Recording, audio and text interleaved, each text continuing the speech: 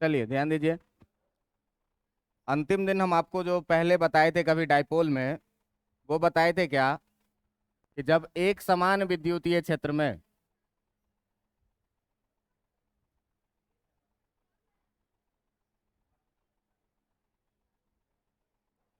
सुनिए ध्यान से, ध्यान दीजिए, क्या बोले थे अंतिम दिन, कि एक समान विद्युतीय क्षेत्र में जब किसी डाइपोल को रखते हैं प्लस क्यू और माइनस क्यू से बने हुए डाइपोल को, जिसके बीच का लंबाई कितना हो, 12 हो, ठीक ना। तो इसका जो हम लोग आघूर्ण लिखते थे, विद्युत द्विध्रुव आघूर्ण P बराबर वो कितना लिखते थे, Q × 12, इतना आपको याद होगा, है ना। दूसरी बात आपको ये बताए थे कि इलेक्ट्रिक फील्ड में, बात नहीं करो, कॉपी निकाल के बैठो और साथ में लिखो, ठीक है। चलिए देखिए, बाद में कहिएगा कि नहीं बुझाया। चलिए देखिए, इसके बाद क्या बोले थे कि धन आवेश पर विद्युतीय क्षेत्र में जो बल लगता है वो विद्युत क्षेत्र के दिशा में बल लगता है, और ऋण आवेश पर जो विद्युतीय क्षेत्र में बल लगता है वो विद्युत क्षेत्र के विपरीत दिशा में बल लगता है। तो देखो कि ये पॉजिटिव चार्ज है, इस पर इधर की तरफ फोर्स लगेगा कि नहीं लगेगा, बाहर की तरफ फोर्स लगेगा। और फोर्स जो लगता था वो कितना लगता था, इस पर जरा सा ध्यान दें तो आपको विद्युत क्षेत्र का परिभाषा याद होगा, कि विद्युत क्षेत्र का जो परिभाषा हम लोग लिखते थे E इक्वल टू कितना लिखते थे, F/Q। तो यहां से ये बताइए कि F=QE लिख सकते हैं कि नहीं लिख सकते हैं, लिख सकते हैं। तो जो बातें थी हमारे बीच की वो थी क्या, कि इस चार्ज पर फोर्स लगेगा इलेक्ट्रिक फील्ड के डायरेक्शन में, कितना फोर्स लगेगा, QE के बराबर। और इस नेगेटिव चार्ज पे जो फोर्स लगेगा वो इलेक्ट्रिक फील्ड के अपोजिट डायरेक्शन में, ये भी कितना, QE के। तो देखो कि इस डाइपोल पर अगर हम लोग नेट फोर्स का बात करें, ध्यान दीजिएगा, कि इस डाइपोल पर अगर हम लोग नेट फोर्स का बात करें, एफ नेट का, तो ये एफ नेट QE जितना इस डायरेक्शन में लग रहा है उतना ही अपोजिट डायरेक्शन में लग रहा है, तो इक्वल एंड अपोजिट फोर्स है, इसका मतलब एफ नेट कितना हो जाएगा, मैं तुम्हें भी इधर 5 न्यूटन से खींचूं और इधर भी 5 न्यूटन से खींचूं तो कितना रिजल्टेंट होगा। तो भाई इस साइड भी इलेक्ट्रिक फील्ड के डायरेक्शन में भी फोर्स कितना लग रहा है, QE, और अपोजिट डायरेक्शन में भी फोर्स कितना लग रहा है, QE, इसका मतलब एफ नेट इक्वल टू कितना हो जाएगा। दूसरी बात जो सबसे इंपॉर्टेंट बात थी, वो हम इसका डायरेक्शन भी आपको बताए थे, कि जो इसका डायरेक्शन होता है डाइपोल मोमेंट का वो हमेशा किधर होता है, नेगेटिव से पॉजिटिव की तरफ, इसका डायरेक्शन किधर होता है, नेगेटिव से। तो देखो भाई कि अगर नेगेटिव से पॉजिटिव की तरफ हम लोग डायरेक्शन का बात करेंगे, तो ये जो बात किए थे कि ये जो डायरेक्शन हो जाएगा तुम्हारा, ये डायरेक्शन हो जाएगा किसका, डाइपोल मोमेंट P का, है ना। अगर मान लीजिए क्या, कि थीटा जो है वो विद्युत क्षेत्र E तथा विद्युत द्विध्रुव आघूर्ण P के बीच का कोण है, P के बीच का कोण होता था। तो बीच का कोण होता था तो हम आपको बताते थे क्या कि इस पर लगने वाला जो टॉर्क होगा, इस पर लगने वाला जो टॉर्क होगा, जो होता था कितना, P×E के बराबर में। और इसी टॉर्क को हम लोग जो लिखते थे वो कितना लिखते थे, PE sin θ। इतना बात आपको याद होगा, इतना बात आपको याद होगा कि टॉर्क बराबर कितना, PE sin θ। इस पर लगने वाला एफ नेट कितना, 0। और डाइपोल मोमेंट P बराबर Q×12, किधर से, नेगेटिव से पॉजिटिव की तरफ। इतना बात तो याद होगा।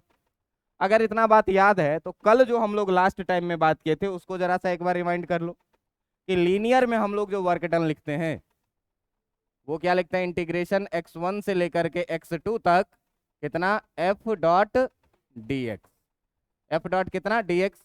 तो तुमको मैं बोला हूं क्या, कि बेटा देखो लीनियर डिस्प्लेसमेंट जो होता है, रैखिक विस्थापन, जिसको तुम लीनियर डिस्प्लेसमेंट बोलते हो, रैखिक विस्थापन बोलते हो, वो लीनियर डिस्प्लेसमेंट को हम लोग अगर x लिखेंगे तो जो एंगुलर डिस्प्लेसमेंट रहेगा, घूमने वाला कोणीय विस्थापन, उस कोणीय विस्थापन को क्या लिखोगे, थीटा।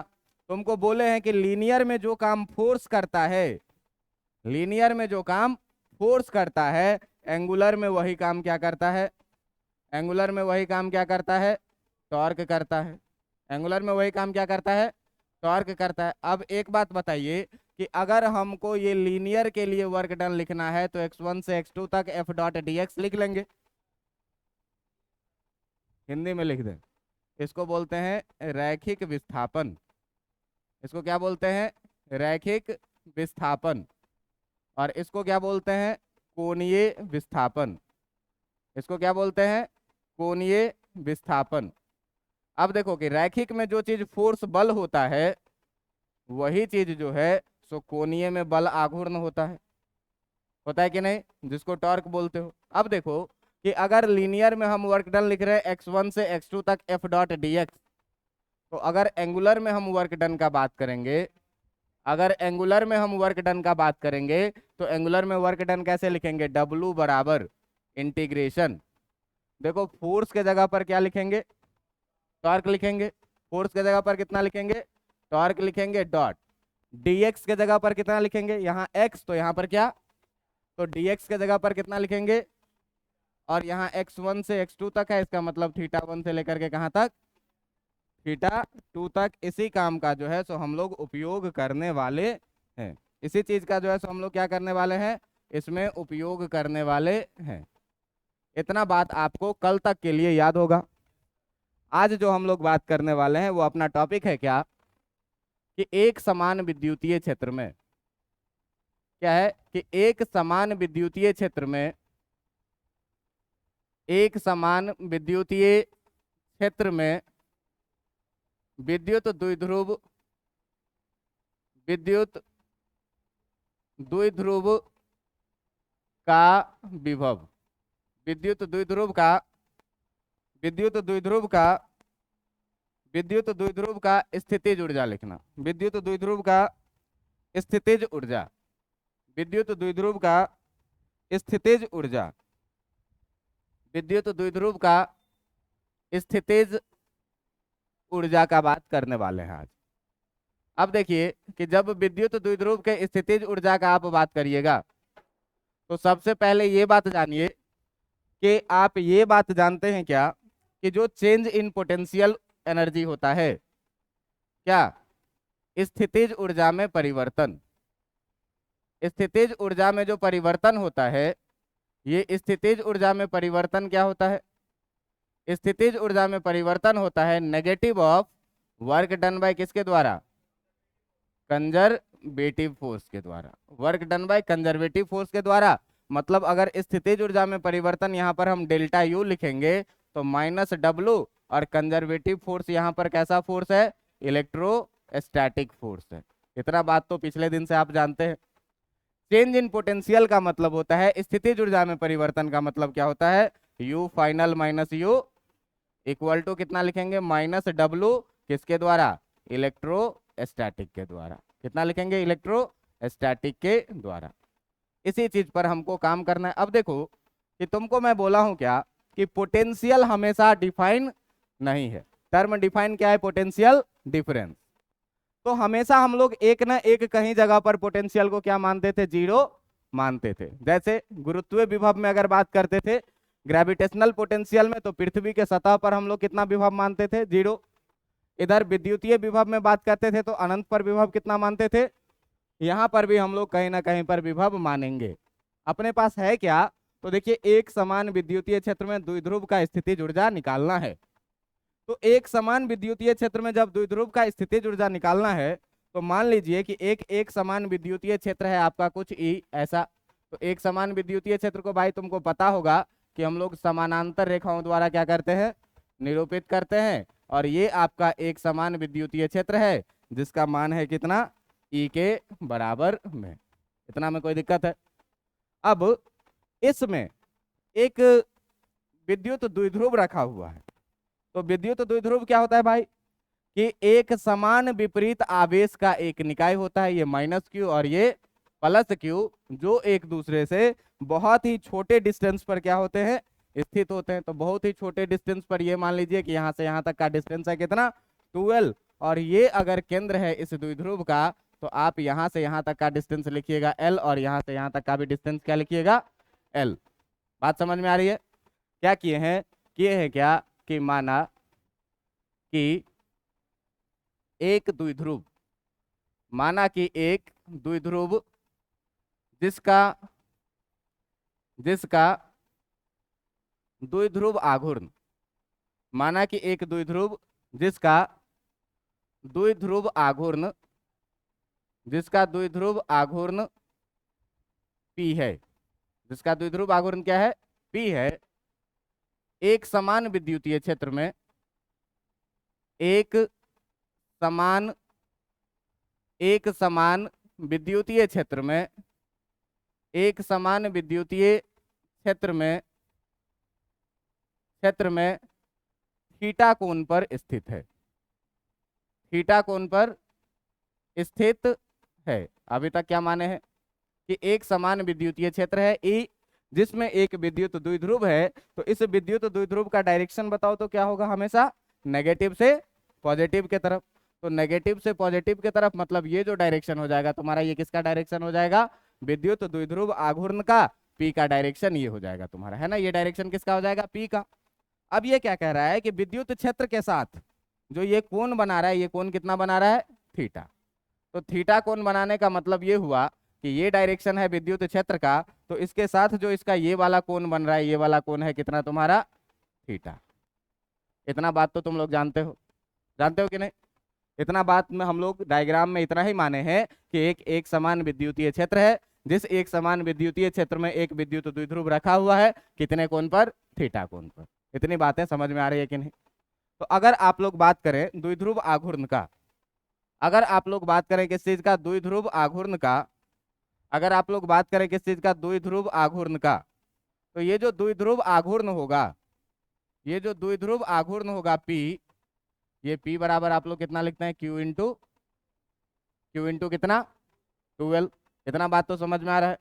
और आप ये भी जानते हैं, हम जानते हैं कि, आप ये भी जानते हैं क्या, हम जानते हैं कि द्विध्रुव पर, कि एक समान विद्युतीय क्षेत्र में, कि एक समान विद्युतीय क्षेत्र में, एक समान विद्युतीय क्षेत्र में द्विध्रुव पर, एक समान विद्युतीय क्षेत्र में द्विध्रुव पर आरोपित बल आघूर्ण, आरोपित बल आघूर्ण जो होता है, बल आघूर्ण किसको बोलते हैं, टॉर्क। ये कितना होता है, टॉर्क बराबर पीई साइन थीटा। इतना बात तो जानते हैं। अब देखिए कि मान लीजिए कि इसको थीटा से, इस द्विध्रुव को थीटा से हमको घुमा करके ले जाना है, ऐसे कुछ घुमाना है। आप देखिए कि ये द्विध्रुव है, तो इस द्विध्रुव पर बल लगेगा इधर के तरफ कितना, क्यूई, है ना, और इस पर इधर के तरफ क्या लगेगा, कितना, क्यूई। ये दोनों बल एक दूसरे के विपरीत दिशा में है। आप सोचिए कि इस द्विध्रुव को जब एक आदमी इधर के तरफ खींचे और एक आदमी इधर के तरफ खींचे, तो ये कुछ ऐसे घूमने लगेगा कि नहीं घूमने लगेगा, ये विद्युतीय बल के कारण घूमेगा। ये ऐसे अगर घूमेगा तो किसके कारण, विद्युतीय बल के कारण। लेकिन अगर हम विभव या स्थितिज ऊर्जा निकालते हैं तो हमेशा किसकी बात करते हैं, बाह्य बल का। तो अगर इसको विद्युतीय बल इस दिशा में लग रहा है, इसको एंटी क्लॉकवाइज घुमा रहा है, तो हमको बाह्य बल ऐसे लगाना पड़ेगा कि ये कैसे घूमे, एंटी क्लॉकवाइज घूमे। बाह्य बल कैसे लगाना पड़ेगा कि ये कैसे घूमे, एंटी क्लॉकवाइज। मान लो कि भाई ये है तुम्हारा विद्युत द्विध्रुव ऐसे रखा हुआ, इस डंडा को एक आदमी इधर के तरफ खींचे और एक आदमी इधर के तरफ खींचे, तो ये कैसे घूमेगा, ऐसे घूमेगा। किसके कारण, विद्युतीय बल के कारण ऐसे घूम रहा है। हम इस पर बाह्य बल ऐसे लगाएंगे कि ऐसे नहीं घूम करके कैसे घूमे, ऐसे घूमे, एंटी क्लॉकवाइज घूमे, है ना। तो हम चाहते हैं क्या कि ये एंटी क्लॉकवाइज घूमे, और हम इसको बहुत धीरे धीरे घुमा करके जो है, तो बहुत धीरे धीरे घुमा करके इस द्विध्रुव को हम इस थीटा कोण से पहुंचा दिए यहाँ पर, ये प्लस क्यू और ये प्लस क्यू, इसको हम थीटा कोण से घुमा करके पहुंचा दिए यहाँ पर, ये प्लस क्यू तुम्हारा, अरे यार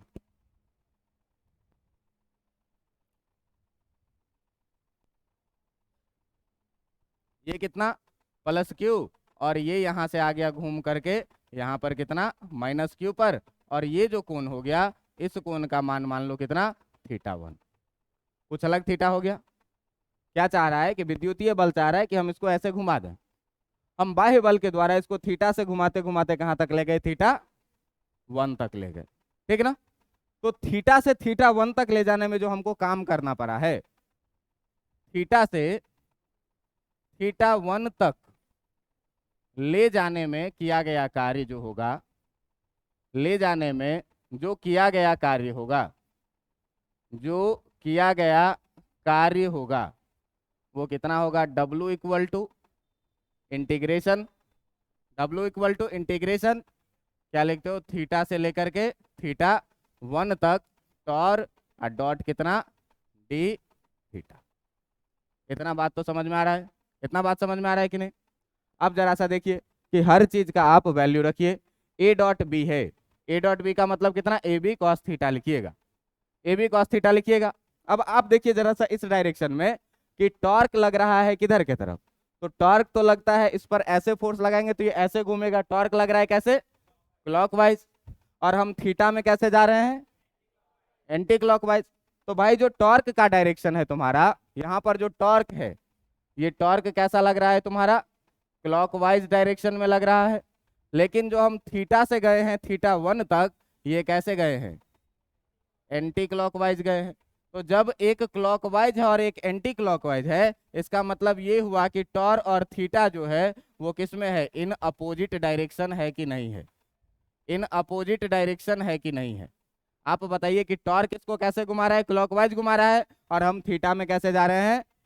तो ये दोनों अपोजिट डायरेक्शन में है कि नहीं है? अपोजिट डायरेक्शन का मतलब थीटा बराबर कितना होता है? अपोजिट डायरेक्शन का मतलब थीटा बराबर कितना होता है? 180 डिग्री। अब आप ये बताइए कि अगर अपोजिट डायरेक्शन का मतलब थीटा बराबर 180 डिग्री है, तो W बराबर, आप ये बताइए कि इंटीग्रेशन थीटा से लेकर के थीटा 1 तक टॉर डी थीटा और कॉस थीटा के जगह पर 180 डिग्री रखेंगे कि नहीं रखेंगे? रखेंगे कि नहीं रखेंगे? कॉस 180 डिग्री का वैल्यू कितना होता है?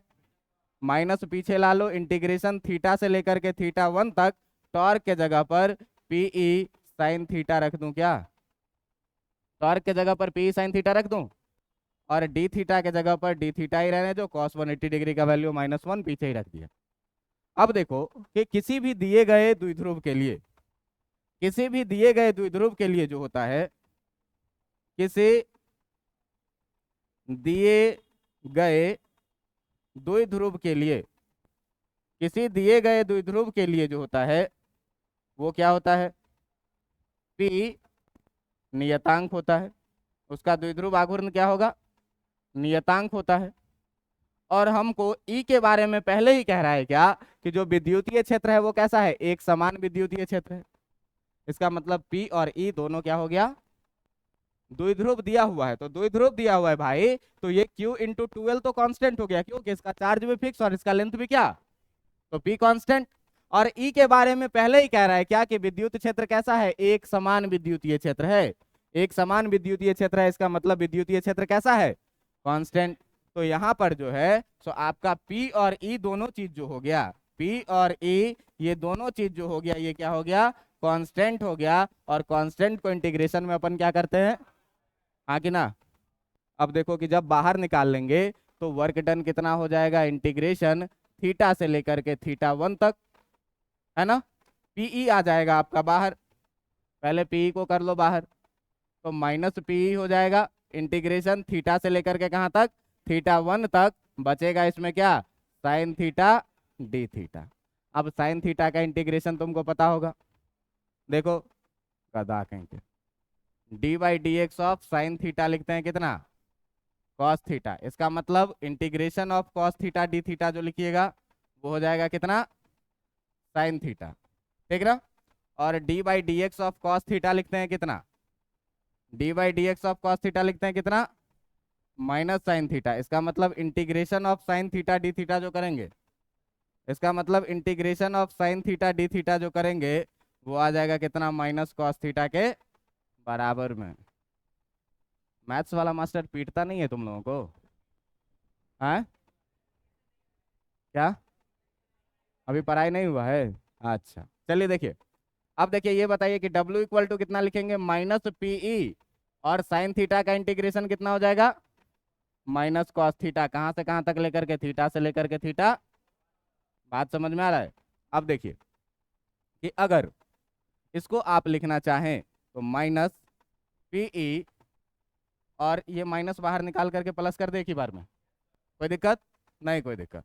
तो प्लस पी कॉस थीटा के जगह पर थीटा वन डालोगे तो कॉस थीटा वन और माइनस कॉस थीटा, ये हो जाएगा कि नहीं। इसका मतलब ये हुआ कि W इक्वल टू जो तुम्हारा आ गया वो कितना आ गया, P cos theta one minus cos कितना थीटा। यही चीज जो है तो आपका वर्क डन हो जाता है। लेकिन जरा सा ध्यान से देखिए कि ये हो गया क्या आपका वर्क डन, ये हो गया क्या वर्क डन कितना, Pe cos theta one minus cos theta. अब देखो कि तुम जो जानते हो विद्युत विभव का या स्थितिज ऊर्जा का परिभाषा, ये क्या जानते हो, UF minus U I equal to minus W electrostatic. तो ये वर्क डन तो हमने निकाल लिया है, वर्क डन क्या किया हमने, निकाल लिया है। वर्क डन निकाल लिया। अब इस वर्क डन का वैल्यू अगर इस फॉर्मूला में हम रख दें तो अपना कुछ ना कुछ काम बनने लायक लग रहा है ना, अपना कुछ ना कुछ काम बनने लायक लग रहा है। तो देखो कि अगर विद्युत स्थितिज ऊर्जा का तुम बात करोगे, अगर तुम बात करोगे विद्युत स्थितिज ऊर्जा का, तो विद्युत स्थितिज ऊर्जा का परिभाषा क्या कहता है, विद्युत स्थितिज ऊर्जा के लिए अगर तुम बात करोगे, विद्युत स्थितिज ऊर्जा के लिए, विद्युत स्थितिज ऊर्जा के लिए तुम क्या जानते हो कि you final minus you initial बराबर क्या होता है, minus W electrostatic, minus W electrostatic. अब देखिए कि शुरू में बॉडी कहां पर था, शुरू में बॉडी कहां पर था, थीटा कोण पर, बाद में बॉडी कहां पर पहुंच गया, थीटा वन पर। तो फाइनल माइनस इनिशियल लिखते हैं, मतलब थीटा वन माइनस थीटा लिखेंगे। तो यहाँ पर जो लिखेंगे हम लोग वो कितना लिखेंगे, you theta one minus you theta बराबर माइनस, और डब्लू इलेक्ट्रोस्टैटिक कितना निकाले हैं, P cos theta one minus cos theta, कितना निकाले हैं, minus P E cos theta one minus cos कितना थीटा। अब देखो कि भाई ये भी क्या है, स्थितिज ऊर्जा में परिवर्तन है। तो कहीं ना कहीं एक जगह पर ऐसा हमको मानना पड़ेगा जहां पर स्थितिज ऊर्जा कितना हो, जीरो हो, ठीक ना। तो हम लोग एक चीज मान लेते हैं क्या, कि यह माना गया है कि, यह माना गया है कि थीटा बराबर 90 डिग्री पर, थीटा बराबर 90 डिग्री पर, 90 डिग्री पर स्थितिज ऊर्जा का मान क्या होता है, स्थितिज ऊर्जा का मान, स्थितिज ऊर्जा का मान शून्य होता है, ये एजम्पशन है, ठीक ना। जैसे हम लोग हर जगह पर मानते थे क्या कि अनंत पर विद्युत विभव का मान कितना हो जाएगा, जीरो हो जाएगा, विद्युत ऊर्जा का स्थितिज ऊर्जा का मान कितना हो जाएगा, जीरो हो जाएगा। ऐसे ही डाइपोल के केस में ये माना गया कि थीटा बराबर 90 डिग्री पर जो है सो स्थितिज ऊर्जा का मान कितना हो जाएगा, 0 डिग्री। तो मान लो क्या कि इस डाइपोल को घुमाते घुमाते, इस डाइपोल को घुमाते घुमाते हम लोग यहाँ जो एंगल थीटा था, थीटा से घुमाते घुमाते घुमाते घुमाते अब जो ले आए वो थीटा वन कितना हो गया, 90 डिग्री, ठीक ना। इस डाइपोल, ये डाइपोल ऐसे था, इसको ऐसे घुमाओगे थीटा का मान बढ़ता जाएगा बढ़ता जाएगा बढ़ता जाएगा, मान लो घुमाते घुमाते हम पहुंचा दिए कितने पर, 90 डिग्री पर, ठीक ना। तो यदि घुमाते घुमाते 90 डिग्री पर पहुंचा दिए, इसका मतलब जो थीटा वन का मान हुआ वो कितना हुआ, 90 डिग्री हो गया। थीटा वन का मान कितना हो गया, थीटा पर पहले से था, हम क्या किए, इसको पकड़ के घुमाना शुरू किए। अब इसको घुमाते घुमाते घुमाते घुमाते घुमाते घुमाते कर दिए कितने डिग्री पर, 90 डिग्री पर। तो जब बदल रहा है थीटा तो वो थीटा वन ना है, बदला हुआ थीटा, शुरू में थीटा पर था, अब घुमाते घुमाते कर दिए 90 डिग्री, इसका मतलब थीटा वन का मान कितना हो गया, 90 डिग्री। तो भाई यदि थीटा वन का मान 90 डिग्री हो गया, यदि थीटा वन का मान कितना हो जाए, 90 डिग्री हो जाए, यदि यदि थीटा वन बराबर 90 डिग्री हो तो क्या हो जाएगा, जरा सा देखिए, यू कितना, यदि theta one final minus initial, हाँ ठीक है, देखो यदि थीटा वन, थीटा बराबर मान लो 90 डिग्री, कि 90 डिग्री पर शुरू में ही, ठीक ना। यदि थीटा बराबर कितना हो जाए, 90 डिग्री, तो U theta one minus U कितना, 90 डिग्री, एक मिनट रुको बताते हैं, U theta one minus U कितना, 90 डिग्री, बराबर कितना लिखेंगे, minus PE cos theta one minus cos theta के जगह पर कितना, 90 डिग्री। कॉस 90 डिग्री का वैल्यू कितना होता है? 0 होता है। तो ये पूरा कितना हो जाएगा? 0 हो जाएगा। बचेगा कितना? और यू 90 डिग्री पर हम लोगों ने कितना माना है? 90 डिग्री पर स्थितिज ऊर्जा का मान कितना माना है? इसका मतलब ये हुआ कि जो आपका यू थीटा 1 आ रहा है वो कितना आ रहा है? माइनस पीई कॉस थीटा 1 के बराबर में। अब देखिए यहाँ पर एक चीज का ध्यान दीजिए कि जो हम बोल रहे थे वो क्या बोले कि थीटा बराबर 90 डिग्री पर हम लोगों ने कितना मान लिया स्थितिज ऊर्जा का मान? शून्य।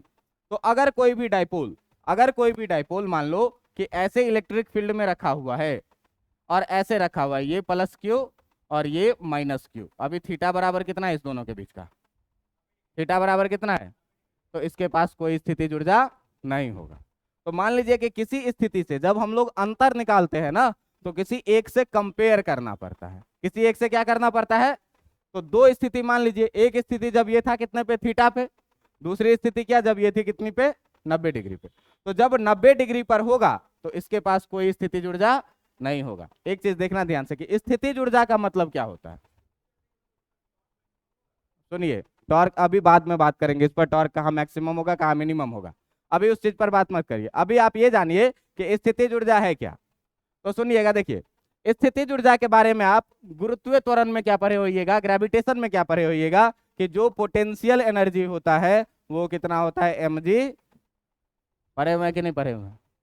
तो जब कोई बॉडी ग्राउंड पे है, तो हाइट कितना, पोटेंशियल एनर्जी कितना? तो अगर बात करेंगे एट ग्राउंड पे, जमीन पर, यहाँ पर पोटेंशियल एनर्जी कितना हो जाएगा? बताओ, जो आदमी ग्राउंड पर है उसको गिरने का कोई टेंशन है क्या? ऊपर से स्टेबल ज्यादा है कि कम है? ज्यादा स्टेबल है। लेकिन जैसे जैसे इसको ऊपर लेते जाएंगे हाइट का वैल्यू क्या होता जाएगा? बढ़ता जाएगा। पोटेंशियल एनर्जी भी क्या होता जाएगा? अब बॉडी ऊपर आ रहा है तो इसकी स्टेबिलिटी खत्म हो रही है। हम लोग जमीन पर चलते रहते हैं और छत पे चढ़ो, तो अगर पहले मंजिल पे चढ़ोगे तो थोड़ा रिलैक्स रहोगे, दूसरे मंजिल पे चढ़ोगे तो थोड़ा टेंशन आएगा, और थोड़े दूसरे मंजिल पे चढ़ोगे ऊपर थोड़ा और टेंशन, 5-6 मंजिल ऊपर चढ़ जाओगे ना, वहां से नीचे झांकोगे लगेगा कि अब गिरेंगे, तो तब गिरेंगे। लगता है कि नहीं? इसका मतलब जैसे जैसे आपका पोटेंशियल एनर्जी बढ़ रहा है आपकी स्टेबिलिटी क्या होती जा रही है? घटती जा रही है। तो पोटेंशियल एनर्जी यहाँ पर मान लिया ये कितना है? 0 है। तो तुमको टॉर्क में बताए भी होंगे क्या कि जैसे जैसे जैसे जैसे थीटा बढ़ेगा, तो टॉर्क का वैल्यू क्या होता जाता है? बढ़ता जाता है। लेकिन एक समय जब पैरेलल आने के बाद होता है तो ये अपने आप में क्या करता है? रुक जाता है। लेकिन रिस्टोरिंग फोर्स के कारण फिर से थीटा कुछ ना कुछ मेंटेन हो, एक पहिया घूमा, और जब समानांतर हो जाता था, साइन थीटा में थीटा 0 डिग्री हो जाती थी, तो ये क्या होता था? रुक जाता था।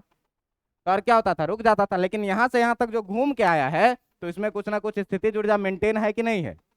स्थितिज ऊर्जा मेंटेन है, जिसके कारण ये फिर से थोड़ा सा टेढ़ा होगा, फिर से टॉर्क लगना शुरू हो गया, फिर से इसको घुमाना शुरू कर दिया, और इस तरीके से ये क्या होता रहेगा? लगातार घूमता रहेगा। लेकिन ये एक एजम्पशन मान लिया क्या कि जब थीटा बराबर 90 डिग्री पर रहेगा तो इसके पास जो स्थितिज ऊर्जा का मान रहेगा वो कितना रहेगा? 0 रहेगा। मतलब ये सबसे ज्यादा स्टेबल रहेगा, सबसे ज्यादा क्या रहेगा? स्थिर रहेगा। ये एक एजम्पशन है, इस एजम्पशन को थोड़ा सा बर्दाश्त करिए।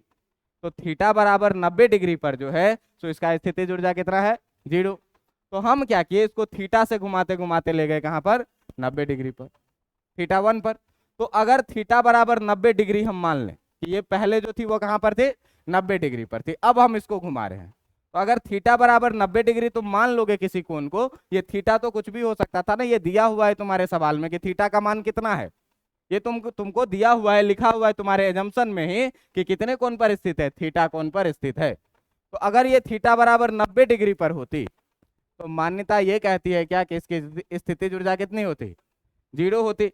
तो अगर थीटा 90 डिग्री पर इसकी स्थितिज ऊर्जा को हम लोग 0 मानेंगे तो यहाँ पर भी मान लिए क्या कि यदि थीटा बराबर 90 डिग्री होता तो ये कहानी होता कि नहीं होता? अब जब ये कहानी होता भाई तो ये U theta 1 equal to minus P cos theta होता कि नहीं होता? अब किसी एंगल अगर थीटा के लिए हम लोग बात करेंगे तो U theta equal to minus P E cos theta लिखेंगे कि नहीं लिखेंगे? किसी एंगल थीटा के लिए u बराबर माइनस पी कॉस थीटा लिखेंगे कि नहीं लिखेंगे? अब जरा सा आ जाइए आप वेक्टर में, अब जरा सा आ जाइए आप किस चीज में? वेक्टर में। तो वेक्टर में अगर दो वेक्टर होता था, एक वेक्टर ए और एक वेक्टर बी, और दोनों का डॉट प्रोडक्ट लिखते थे तो कितना लिखते थे? A B cos theta. तो यहाँ पर देखिए कि पी भी वेक्टर है और ई भी वेक्टर है और कॉस थीटा के साथ है, तो इसको हम यू थीटा बराबर माइनस पी डॉट ई लिख सकते हैं कि नहीं लिख सकते? इतना लिख सकते हैं कि नहीं? इतना लिख सकते हैं।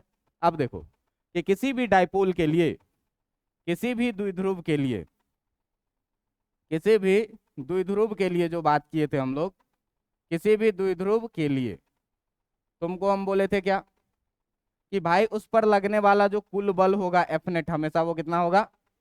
कितना भी कोण पर रहे एफ नेट कितना होगा?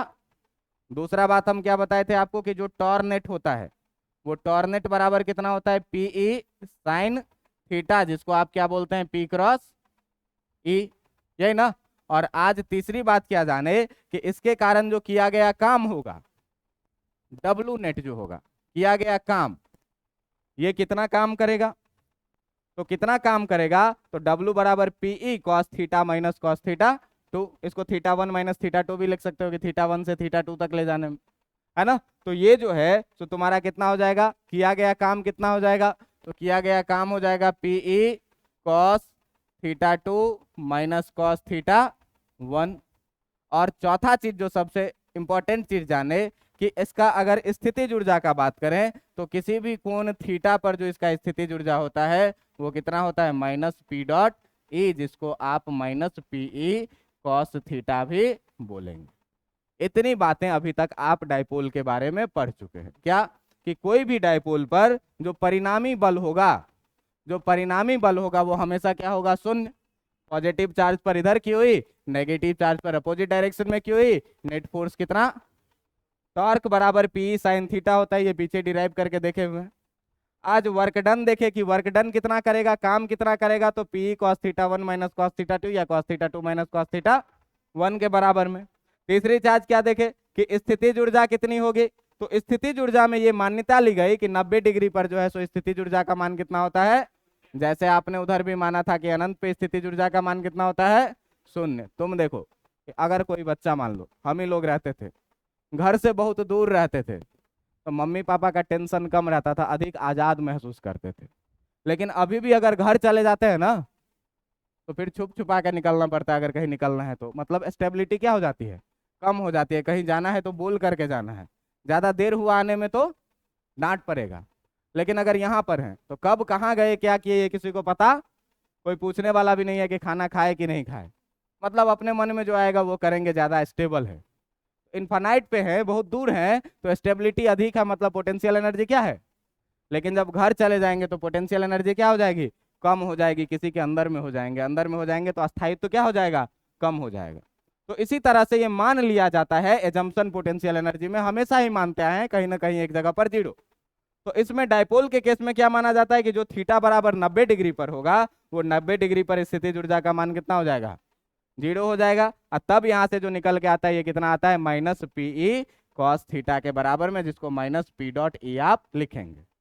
अब देखिए इतना बात में आप अगर बात करें तीन केस में लेकर के, तीन केस में बात क्या सब कीजिए, तो एक केस में बात करिए थीटा बराबर 0 डिग्री पर, एक इधर बात करिए आप थीटा बराबर 90 डिग्री पर, और एक बात करिए थीटा बराबर 180 डिग्री पर। यही तीन केस होगा, ठीक ना। थीटा बराबर 0 डिग्री, 90 डिग्री और 180 डिग्री। ई और डाइपोल मोमेंट के बीच का एंगल कभी 180 डिग्री से ज्यादा नहीं होगा। देखो मान लो कि ये मार्कर है, ये डाइपोल मोमेंट के डायरेक्शन में है, इलेक्ट्रिक फील्ड भी इसी डायरेक्शन में। तो जब ये घूमता जाएगा तो थीटा बढ़ता जाएगा, बढ़ता जाएगा, बढ़ते बढ़ते हुआ कितना? 90। 90 से फिर बढ़ता जाएगा, बढ़ता जाएगा, बढ़ते बढ़ते कितना हो गया? 100। लेकिन अब इससे ज्यादा बढ़ाओगे तो छोटा वाला कौन हो गया? फिर अंदर वाला 180 से कम, यही ना। ऐसे देखो यार, ऐसे देखो कि जो इलेक्ट्रिक फील्ड होता है वो हमेशा बोला हूँ क्या कि दो वेक्टर के बीच का एंगल हमेशा कौन सा होता है? छोटा वाला एंगल होता है।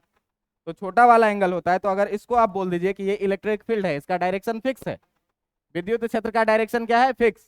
अब द्विध्रुव आघूर्ण का जो डायरेक्शन होगा वो हमेशा नेगेटिव से पॉजिटिव की तरफ होगा, मान लो ये है। और दोनों वेक्टर के बीच का एंगल हमेशा कौन सा होता है? छोटा वाला एंगल होता है।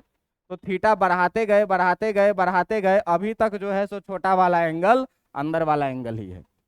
अब दोनों बराबर हो गया तो कोई एक ले लेंगे, लेकिन यहाँ से आप जैसे ही घूमिएगा, अब छोटा वाला एंगल नीचे वाला एंगल हो गया। अभी तक ऊपर वाला एंगल छोटा वाला एंगल था, अब छोटा वाला एंगल क्या हो गया, नीचे वाला एंगल हो गया। तो मतलब थीटा का मान हमेशा कितना होगा, 0 से 100।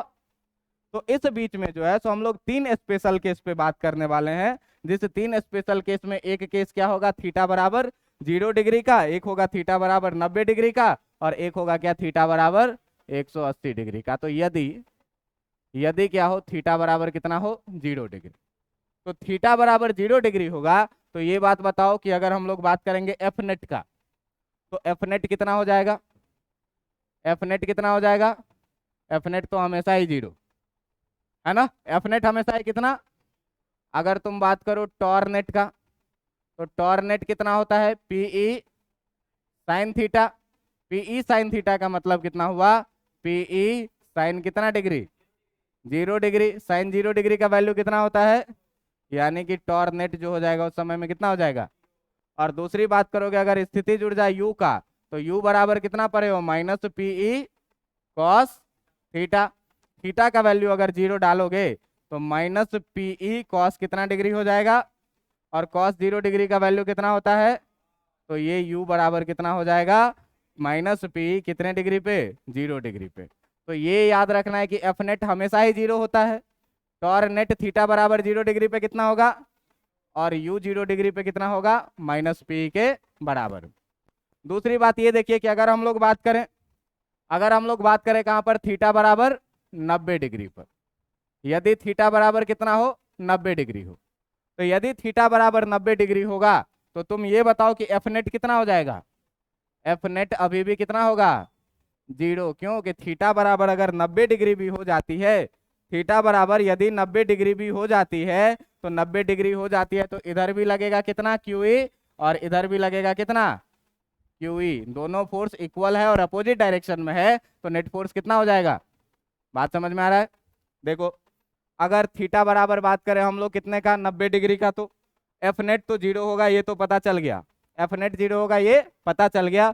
जरा सा बात करो टॉर नेट का, तो अगर टॉर नेट का आप बात करिएगा, तो टॉर नेट आप कितना लिखते हैं, पीई साइन थीटा, यानी कि ये कितना लिखिएगा, पीई साइन थीटा का वैल्यू कितना, साइन 90 डिग्री का वैल्यू कितना होता है, तो ये कितना हो जाएगा, टॉर नेट बराबर टॉर एट 0 डिग्री बराबर कितना हो जाएगा, 0 डिग्री नहीं, ये 90 डिग्री है, ठीक ना। कितना डिग्री, टॉर 90 डिग्री पर कितना हो जाएगा, पी के बराबर में। जरा सा बात करिए स्थिति ऊर्जा का, तो अगर स्थिति ऊर्जा का आप बात करिएगा u एट 90 डिग्री पे, तो u एट 90 डिग्री कितना लिखते हैं, माइनस पीई कॉस थीटा, यानी कि ये कितना हो जाएगा, माइनस पीई और कॉस 90 डिग्री। कॉस 90 डिग्री का वैल्यू कितना होता है, यानी कि u एट 90 डिग्री कितना होगा।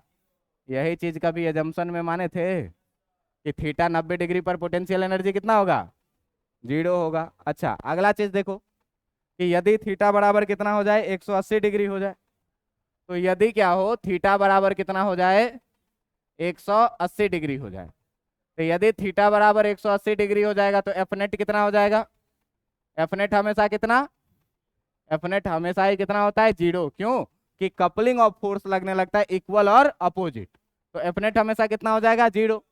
दूसरा बात अगर आप करें टॉर्क का 180 डिग्री पे, तो टॉर्क बराबर कितना लिखते हैं, पीई साइन थीटा, यानी कि कितना लिखिएगा, पीई साइन कितना, 180 डिग्री। साइन 180 डिग्री का वैल्यू कितना होता, साइन 180 डिग्री का वैल्यू होता 0, ये कितना हो जाएगा, पीई इंटू 0। और टॉर्क जो होगा 180 डिग्री पे, ये टॉर्क 180 डिग्री पे आपको कितना मिल जाएगा, 0 के बराबर में। बात समझ में आ रहा है। अगर आप बात करें स्थितिज ऊर्जा का u का 180 डिग्री पे, तो इसको कितना लिखते हो, माइनस पीई कितना, कॉस थीटा, तो इसका मतलब ये कितना हो जाएगा, माइनस पीई कॉस कितना, 180 डिग्री। कॉस 180 डिग्री का वैल्यू होता है कितना, यानी कि ये हो जाएगा पीई इंटू कितना, -1, और ये हो जाएगा कितना, पीई के बराबर में ये कितना, u 180 डिग्री।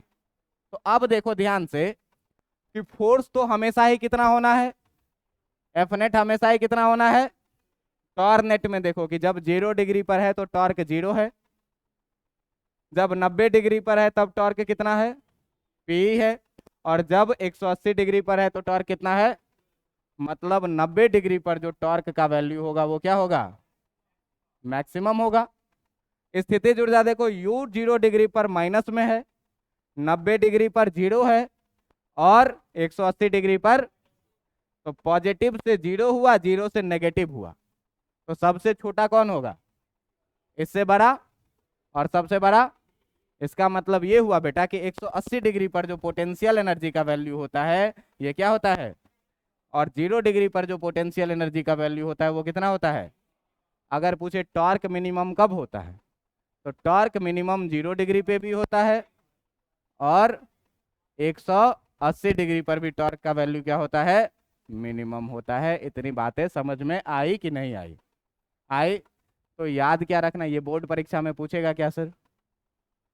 सबसे इंपॉर्टेंट सवाल तो ये है कि ये बोर्ड परीक्षा में पूछेगा क्या। तो ये बोर्ड परीक्षा में पूछेगा ऑब्जेक्टिव में केवल ये वाला फॉर्मूला -P cos थीटा, समझे? टॉर्क का केवल फॉर्मूला पूछेगा आपसे क्या, P sin थीटा, या कभी कभी 2 नंबर में ये भी पूछ देगा कि टॉर्क P sin थीटा होता है, इसको प्रूफ करो, जो पीछे पढ़ चुके हैं पिछले चैप्टर में। यहाँ पर हम लोग स्थितिज ऊर्जा देखे, स्थितिज ऊर्जा कितना होता है, -Pe cos थीटा के बराबर में। याद रखना कि टॉर्क होता है P क्रॉस E, लेकिन एनर्जी जो होता है वो कितना होता है, P dot E negative sine के साथ। समझ में आया? मैक्सिमम पोटेंशियल कहां पर होगा, तो मैक्सिमम पोटेंशियल होगा कहां पर, थीटा बराबर 180 डिग्री पर। मिनिमम पोटेंशियल कहां पर होगा, थीटा बराबर 0 डिग्री पर। अब देखिए बात क्या, कि जब थीटा बराबर 0 डिग्री पर था तो इस पर कोई टॉर्क नहीं लग रहा था। जब कोई फोर्स नहीं लगेगा, आप पर कोई धक्का देने वाला नहीं है, तो कितना स्टेबल रहिएगा, सबसे अधिक स्टेबल रहिएगा कि नहीं रहिएगा? तो जब पोटेंशियल एनर्जी मिनिमम, इसका मतलब स्टेबिलिटी क्या, मैक्सिमम। और जब पोटेंशियल एनर्जी मैक्सिमम, तब स्टेबिलिटी क्या होता है, क्यों होता है, मिनिमम। अब देखो ध्यान से जरा सा, एक लाइन और, लास्ट लाइन आज का, एक लाइन और देखिए, लास्ट लाइन आज का क्या, कि ये कहता है क्या, कि इलेक्ट्रिक फील्ड है ये, इलेक्ट्रिक फील्ड है ये। ध्यान से देखिए कि ये है आपका क्या, इलेक्ट्रिक फील्ड, और इसमें डाइपोल है 180 डिग्री पर। इसमें डाइपोल है क्या, 180 डिग्री पर। तो 180 डिग्री पर मतलब पॉजिटिव इधर होगा और नेगेटिव इधर होगा, तब ना डाइपोल का डायरेक्शन ये होगा, नेगेटिव से पॉजिटिव। अब है 180 पर, अब इस पॉजिटिव को ये इलेक्ट्रिक फील्ड इधर फोर्स लगाएगा, इस नेगेटिव पर इलेक्ट्रिक फील्ड इधर फोर्स लगाएगा। तो इलेक्ट्रिक फील्ड कहेगा तुम ऐसे चलो, लेकिन डाइपोल क्या कह रहे हैं, तुम अपोजिट डायरेक्शन में चलो। तो कोई एक आदमी खींचे तो समझ में आ रहा है, यहाँ दो आदमी फोर्स लगा रहा है, सबसे ज्यादा अनस्टेबल रहेगा कि नहीं? जब थीटा बराबर 0 डिग्री पे है, जब थीटा बराबर 0 डिग्री पे है, ये माइनस और ये प्लस, तब देखो, तब इस पर कोई टॉर्क ही नहीं लग रहा है, तब इस पर कोई टॉर्क नहीं लग रहा है, ये एकदम आराम से है क्या, कि हमको कोई टोकने वाला नहीं है, हम सबसे ज्यादा स्टेबल हैं। पोटेंशियल एनर्जी क्या है, मिनिमम। तो जिसके पास जितना कम पोटेंशियल एनर्जी रहेगा वो इतना ही स्थिर रहेगा, वो इतना ही क्या रहेगा, अस्थायित्व रहेगा। जैसे मान लो कोई छोटा सा पत्थर है, तो छोटा सा पत्थर आप पोटेंशियल एनर्जी क्या लिखते हैं, mgh लिखते हैं, लिखते हैं कि नहीं? तो कोई छोटा सा पत्थर जमीन पर रखा हुआ है, तो छोटा पत्थर है, इतना बड़ा, इसका मास कम है, इसका मतलब पोटेंशियल एनर्जी भी इसका क्या है, कम है। तो छोटा सा पत्थर को ऐसे लात मारते हैं रोड पे, यहां से पहुंचा देते हैं बहुत दूर तक, है कि नहीं?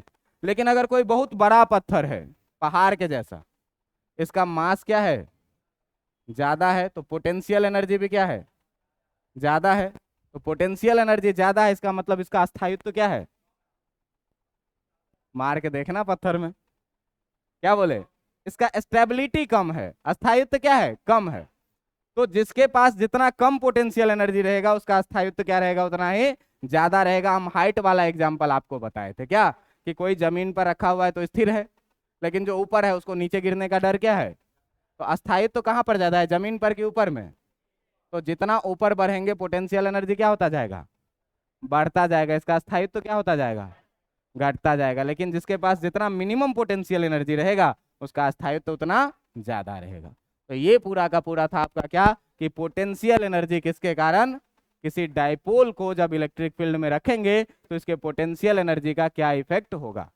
इतना पढ़ के आइएगा। आज आप लोगों का एक बहुत बड़ा ग्रह खत्म हो गया, ठीक ना, ग्रह खत्म हो गया। अगले दिन से एकदम आसान चीज है, आसान चीज है क्या, बस पीछे जो एक दो फॉर्मूला पढ़े हैं उसका यूज करेंगे कैपेसिटर पढ़ने में, और अगले दिन से हम लोग कैपेसिटर पढ़ेंगे, कैपेसिटर क्या होता है, कैसे बनाया जाता है, क्यों जरूरत पड़ी, है ना, कैसे कैसे आगे बढ़ना है। तो एक थ्योरेटिकल पोर्शन है लेकिन इंपॉर्टेंट पोर्शन है, ठीक है, इंपॉर्टेंट पोर्शन है, तो वहां से हम लोग आगे बढ़ेंगे कैपेसिटर में। और कैपेसिटर 3-4 दिन पढ़ाएंगे, 5 दिन, तो ये चैप्टर क्या हो जाएगा, खत्म हो जाएगा। और फिर अगला चैप्टर एक बहुत ही मजेदार चैप्टर है, करंट इलेक्ट्रिसिटी, जो शुरू करेंगे। समझ में आ रहा है? अच्छा ये बताओ कि यार इतना छोटा छोटा टॉपिक पे इतना टाइम दे दे के पढ़ा रहे हैं, फिर भी किसी को अगर बाउंस कर रहा है, ठीक ना, तो तुमको जरूरत है रिवीजन करने की पीछे। अगर यहाँ पर किसी को कुछ बाउंस किया तो इसका मतलब तुम टॉर्क नहीं जानते होगे, इसका मतलब तुम डाइपोल मोमेंट नहीं जानते होगे। लेकिन आज हम क्या किए, इसीलिए कि इतने भारी टॉपिक को हम शुरू कहाँ से किए, हम शुरू किए कहाँ से, इलेक्ट्रिक डाइपोल पे F net 0, torque P sine theta और पी क्यू इंटू 12 डायरेक्शन से शुरू किए। ये सब चीज़ तो पहले चैप्टर में पढ़ा चुके हैं। अब पहले चैप्टर में शुरू पढ़ा चुके हैं, तब यहाँ ये कल बात हम रिवाइज किए थे, ये चीज़ कि लीनियर के लिए एफ डॉट डी एस होता है, तो एंगुलर के लिए टॉर्क डॉट डी थीटा होता है। और यहीं से आज अपना लेक्चर फिर कंटिन्यू किए थे, ये सब चीज़ पिछले दिन पढ़ चुके थे। और डाइपोल को यहाँ से रखे और काम किए, तो आपने देखा कि कितना आसानी से काम हो गया। एक छोटा सा इंटीग्रेशन लगाना था। तो रेगुलर स्टडी करिएगा, रेगुलर रिवीजन करिएगा, तब जा करके चीज़ें आसान लगेगी। नहीं तो बहुत लोगों के मन में क्या रहता था, सर शुरू में जब चार्ज पढ़ा रहे थे बहुत अच्छा समझ में आ रहा था, अब नहीं आ रहा है। तो बेटा तुमको रिवीजन करने की जरूरत है, इतना आसान सब्जेक्ट नहीं है कि पढ़ते जाएंगे। एक एक लेक्चर आसान लगा होगा पूरे दिन में, इतना दिन में क्या, जब इलेक्ट्रिक फील्ड लाइंस पढ़ा रहे थे, विद्युत क्षेत्र रेखाएं, कुछ दिमाग लगाना ही नहीं है, एकदम छाप लेना है, याद भी हो जाता है ना। उसके बाद जितनी भी चीजें पढ़े हैं, जितना भी केस एनालिसिस पढ़े हैं, वो सारा चीज जो है तो मजेदार है। अच्छा एक चीज और, अगल बगल के टीचर कॉपी करना शुरू किए हैं कुछ। हम कल किसी का कॉपी मांगे थे, देखे थे, तुम लोग भी देखना, 100% छपवा देता है सेम टू सेम। अब हाँ, कहीं पर डायग्राम है तो थ्योरी गायब है, थ्योरी है तो डायग्राम गायब है। तो रट फट के ऐसे ही काम होगा, ध्यान देना, किसी से कॉपी मांग करके देखना। हम देखे हैं, देखना क्या चीज़, डाइपोल का एक्सियल पॉइंट, इक्वेटोरियल पॉइंट और जनरल पॉइंट वाला केस देखना, ठीक ना, वही से हम मिला रहे थे। देखना लोग कोशिश कर रहे हैं तो ध्यान देना।